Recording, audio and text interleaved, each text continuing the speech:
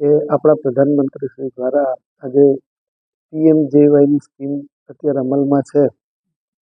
જ્યારે સાહેબ આ રાજ્યના મુખ્યમંત્રી હતા ત્યારે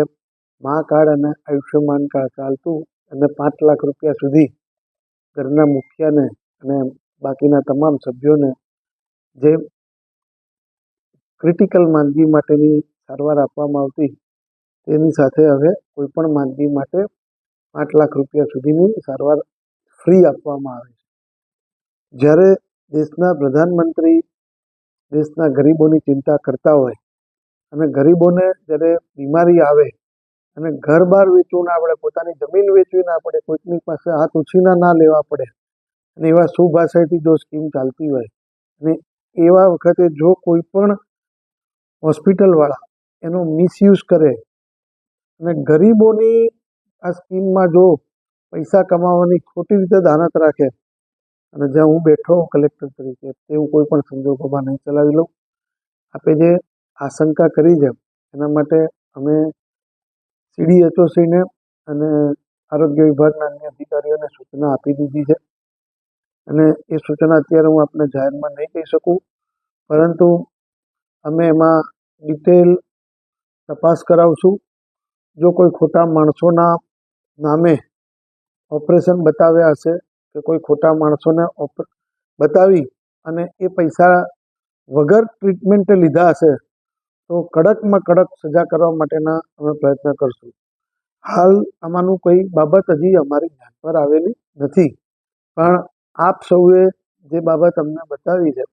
એના અનુસંધાને તપાસની અમે કામગીરી શરૂ કરાવી દીધી છે અને જો કોઈ ગરીબોને જે સરકારની સ્કીમ માટે ગરીબોની જે સરકારના ટેક્સના પૈસામાંથી ચૂકવણું કરવામાં આવે અને પોતે પૈસા કમાવા માટે કોઈ પણ હોસ્પિટલ કંઈ પણ ખોટું કરશે તો એને અમે રાજ્ય સરકારના જે પણ કાયદા કાનૂન અને જે પણ સૂચનાઓ છે એનો કડકમાં કડક અમલ કરીશું અને કરાવશું. આપે જે હોસ્પિટલનું નામ આપ્યું છે એમાં અમે અમારા CDHOCને સૂચના આપી છે કે એમાં કેટલા બેડની હોસ્પિટલ છે, કેટલા બેડમાંથી કેટલા PMJYના લાભાર્થીઓને એમાં આવેલા છે. એ PMJYના લાભાર્થી પૈકી જો કોઈ ખોટા નામે એમને ક્લેમ કર્યા છે કે કેમ, એમાંના એ ક્લેમ પાસ થયા છે કે કેમ, આની સંપૂર્ણ રીતે ચકાસણી કરવામાં આવશે. ગાંધીનગરથી પણ અમે ટીમને આમંત્રિત કરીને તાત્કાલિક બોલાવશું અને જો કોઈ પણ પ્રકારનો ફ્રોડ થયો છે તો હું આપના માધ્યમથી મોરબીના લોકોને ખાતરી આપું છું કે ક્યાંય કોઈએ પણ કોઈ પણ સ્કીમમાં ખોટું કર્યું હશે તો હું કોઈ પણ સંજોગોમાં ચલાવીશ નહીં અને એમાં અમારા પર અત્યાર સુધી કોઈ દબાણ પણ આવ્યું નથી અને કોઈ પણ દબાણ આવશે તો દબાણને વશ પણ નહીં થઈએ,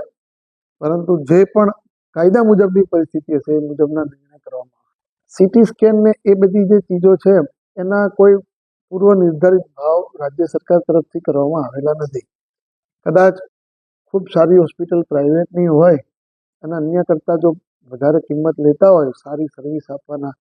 અને ક્યાંક 2000 એ લોકો 2500 રૂપિયા ચાર્જ કરતા હોય કે ક્યાંક 100 એ લોકો 150 રૂપિયા કરતા હોય